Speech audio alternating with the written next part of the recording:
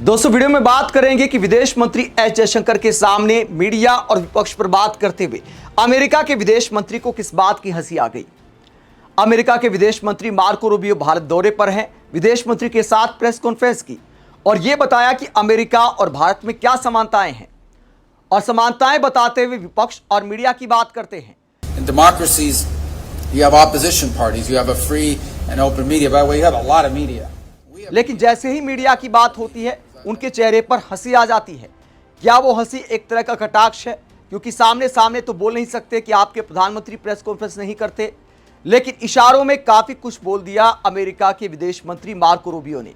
Marco Rubio जब भारत आए हैं और हमारे विदेश मंत्री एस जयशंकर के सामने लोकतंत्र की बातें करते हैं और क्या बोलते हैं जो विदेश मंत्री और साथ ही पीएम मोदी को भी आईना दिखाता है कि लोकतंत्र के मायने क्या होते हैं, लोकतंत्र में विपक्ष और मीडिया के मायने क्या होते हैं। पहले मार्को रूबियो का बयान आपको सुनाते हैं कि आखिरकार उन्होंने क्या कहा प्रेस कॉन्फ्रेंस में। It begins with the fact of our shared values. We are the two largest democracies in the world.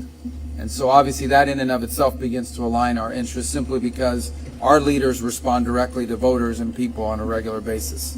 Which means I have to go back and justify to the American people every decision we make, and the president has to do the same on why it's good for our country, and our counterparts here in India have to do the exact same thing. You have to respond to the people of India about why your partnership with the United States, or your stance on any issue for that matter, is to the benefit of your country. I imagine this is true in every country in the world to some degree, but it is particularly true for democracies. Democracies respond directly to their people, and you have to respond constantly. In democracies, you have opposition parties, you have a free and open media. By the way, you have a lot of media.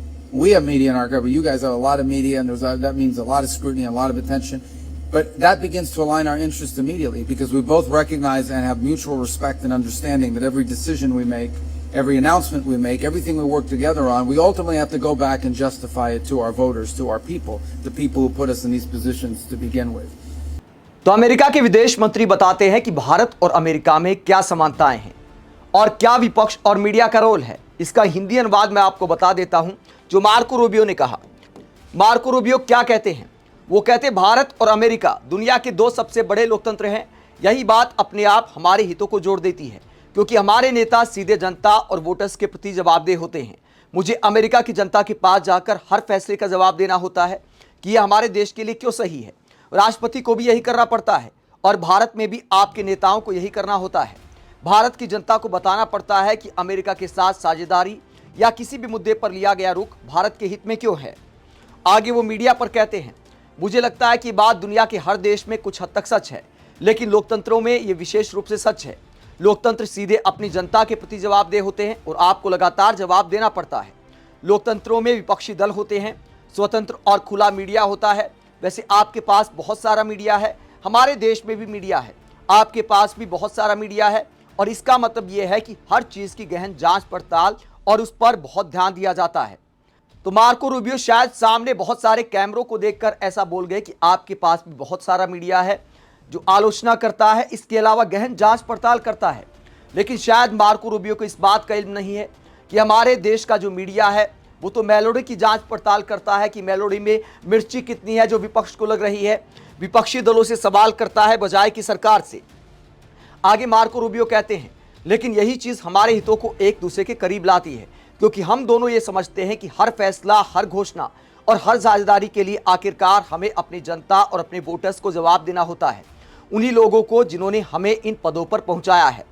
तो स्वतंत्र media की बात करते हैं, media के प्रति जवाबदेही की बात करते हैं, मीडिया की जांच पड़ताल की बात करते Marco Rubio. In democracies, you have opposition parties, you have a free and open media. By the way, you have a lot of media. तो अमेरिका के विदेश मंत्री ने कहा कि लोकतंत्र में आजाद मीडिया और विपक्ष की आवाज दोनों सुनी जाती हैं, दोनों के प्रति जवाबदेही तय होनी होती है। लेकिन क्या दोस्तों हमारे देश में ऐसा होता है? हमारे प्रधानमंत्री ने 12 साल से प्रेस कॉन्फ्रेंस नहीं की है। इसे लेकर जब सवाल पूछा जाता है तो सवाल पूछने वालों को जॉर्ज सोरोस का एजेंट बताया जाता है। हमारे मीडिया एंकर खुद पीएम मोदी की तरफदारी में उतर आते हैं, ये गिनाने लगते हैं कि पीएम मोदी ने लोकसभा चुनाव में कितने इंटरव्यू दिए, लेकिन इंटरव्यू में सवाल कैसे पूछे जाते हैं। सवाल ऐसे पूछे जाते हैं, आप थकते क्यों नहीं, आप कौन सा टॉनिक लेते हैं, क्या आप भी पर्स रखते हैं जेब में, आप घड़ी उल्टी क्यों बांधते हैं, तरह तरह के ऐसे सवाल ही पूछे जाते हैं। क्या कभी पीएम मोदी से ये सवाल किसी पत्रकार ने पूछा कि आप मीडिया के सवालों का जवाब क्यों नहीं देते, आप छाट छाट कर उन्हीं पत्रकारों को इंटरव्यू क्यों देते हैं जो दिन रात आपकी भक्ति करते हैं, जो आलोचना करने वाले पत्रकार हैं उनको इंटरव्यू क्यों नहीं देते, रवीश कुमार जैसे पत्रकारों को इंटरव्यू क्यों नहीं दिया, बीजेपी के जो प्रवक्ता हैं वो सवाल पूछने वाले पत्रकारों की डिबेट में क्यों नहीं जाते। तो आप कह सकते हैं कि अमेरिका से काफी अलग हमारे यहाँ का मीडिया है। हालांकि कई लोग ये भी कह सकते हैं कि भैया डोनाल्ड ट्रंप कौन सा मीडिया का सम्मान करते हैं, बार बार बिकाऊ बोलते हैं, बार बार मीडिया को टारगेट करते रहते हैं ट्रंप भी, लेकिन कम से कम प्रेस कॉन्फ्रेंस तो करते हैं, कम से कम दो तरफा संवाद तो होता है।